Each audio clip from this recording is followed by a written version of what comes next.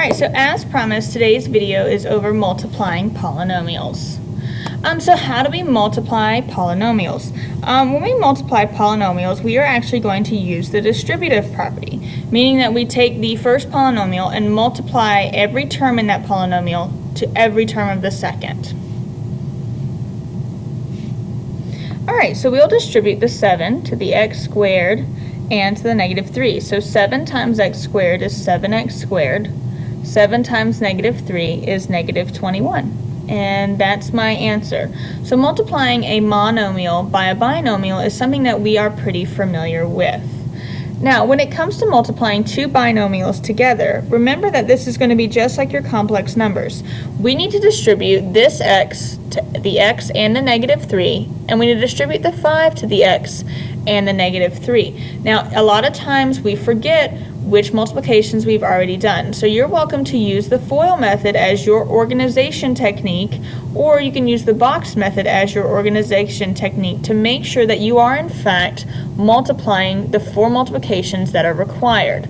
So I'm going to use the box method because I'm a very visual person. So we'll have x plus 5 and x minus 3. So what we'll do is we'll multiply in each box. X times x is x squared. X times 5 is 5x. X times negative 3 is negative 3x. And negative 3 times 5 is negative 15. So I noticed that negative 3x and plus 5x are like terms. So I can actually combine those. So what we have is x squared plus 2x minus 15.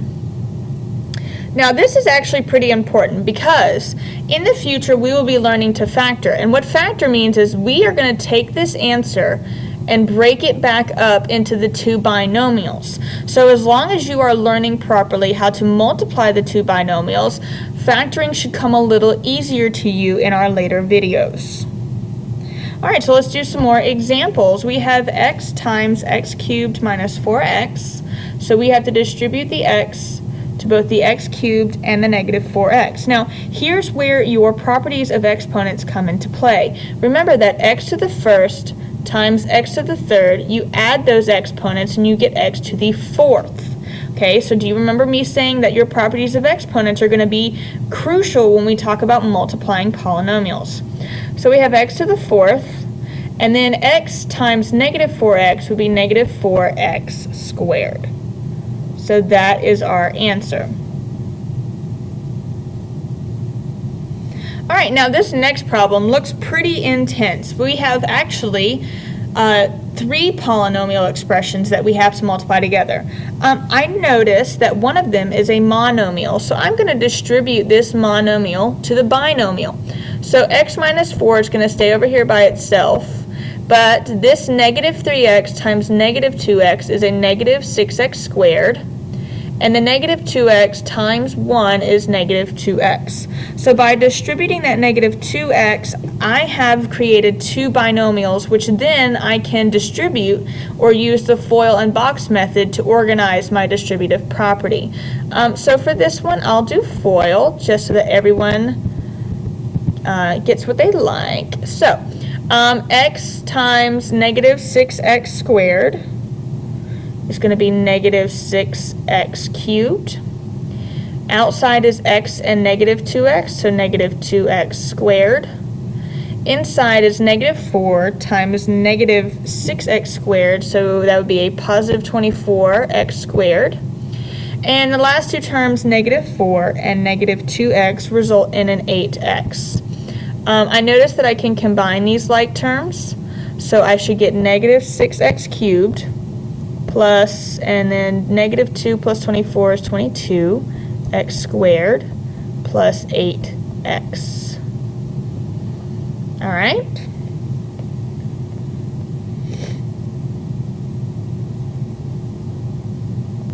Alright, so now if you take a look, we're getting out of the binomials and we're making our way into trinomials. Take a look. 6b needs to be multiplied to all 3 terms. we also have -1 that needs to be multiplied to all 3 terms. So if you notice, there are actually 6 different multiplications that need to happen here. Now, FOIL is not a good organization method because it's not 2 binomials. However, if you are comfortable with the box method, you can continue doing that. And the way that you would continue doing the box method is that you have a 2 term by a 3 term. So you're going to make a table that has the 2 terms, 6b and -1. Here, I'll make that 6b look nicer. And then up here across the top, you have the 3 terms in the trinomial, 5b squared minus 5b plus 4. So now we do our multiplication. 6b times 5b squared is 30b cubed. And then -5b times 6b is -30b squared. And 6b times 4 is 24b. All right, -1 times 5b squared is -5b squared. -5b times -1 is a positive 5b. And -1 times positive 4 is -4. Now, what's really nice about this, if you check, I have -5b squared and a -30b squared. Those are like terms. And then I also have a 5b and a 24b that I can combine like terms. So when I combine those, I get 30b cubed minus 35b squared plus 29b minus 4. Alright, so what I'd like you to do is, using my example for number 5, I want you to also multiply the binomial times the trinomial and tell me what you get.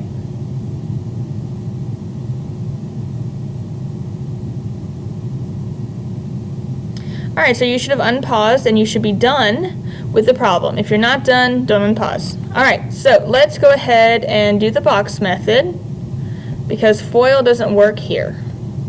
So we have, oops, and I covered up part of my problem. That's not good. Alright, so 5n plus 8. We have 5n squared and -4n, and we also have minus 8. So doing our multiplication, 5n times 5n squared is 25n cubed. 5n times -4n should be -20n squared. And 5n times -8 should be -40n. Alright, and then let's take a look. 5n squared times 8 is 40n squared. 8 times -4n is -32n. And -8 times a positive 8 is a -64. So I can combine this -20 and this 40n. I can also combine the -32n. I can combine the -20n squared to the -40n squared. Then I can combine the -40n to the -32n. So let's write that out. So 25n to the third, and then 40n plus a -20n is 20n squared, I keep leaving off that squared. 40n squared plus a -20n squared is a positive 20n squared. Alright, then I have -72n because I added -32n and -40n, and then -64 doesn't have any other like terms, so that is my final answer. Now again, multiplying polynomials can exist in the real world, so let's try this problem. Given a yard with the length of 4x plus 1 and a width of 2x minus 3, what expression would result in the area of the backyard? So remember, we did perimeter when we were talking about adding, because we would add all the sides up. Now we're going to be talking about multiplication. So the problem here is 4x plus 1 times 2x minus 3. So go ahead and give that a shot. I'm going to do the FOIL method. So go ahead and pause and give this a shot.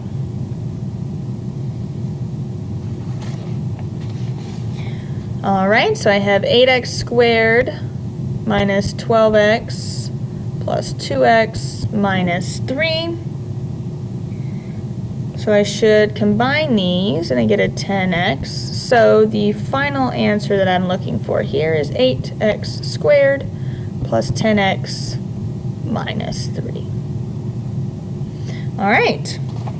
All right, so what if we had a pool and we wanted to know the area? Maybe we're getting a pool cover, that way our dog doesn't fall in or something, okay?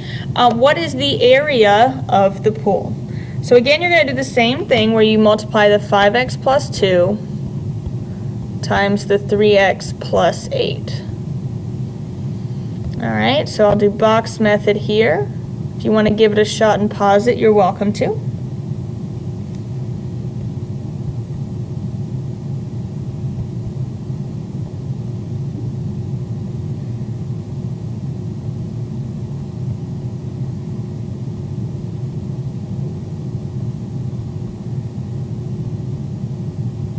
All right, so notice I got a 6x and a 40x, so I can combine my like terms.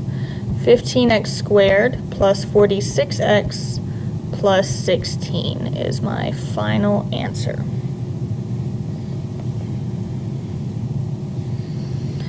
All right, and one last question for today. What is the product of 7x minus 4 and 8x plus 5? I want you to pause, figure it out, do the math, and then select your answer.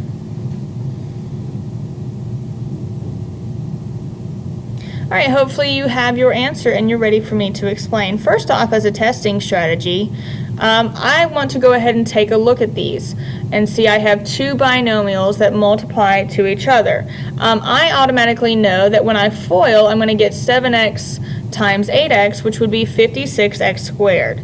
So if you notice, answer A and B does not have an x squared term, so those are more than likely not my answers. So if I keep going and I keep multiplying, I am actually going to get the answer C, 56x squared plus 3x minus 20. And if you're wondering if you messed up somewhere, here's what I've got. 2x and then minus 20. So that way you know that when you combine the 35x and the 32x, you actually get a negative 3x. Or excuse me, a plus 3x. My apologies. So it would be answer C. So you be very careful because all that they did on D was change the answer of the second and third term. All right, and that's it for multiplying polynomials. I'll see you guys later.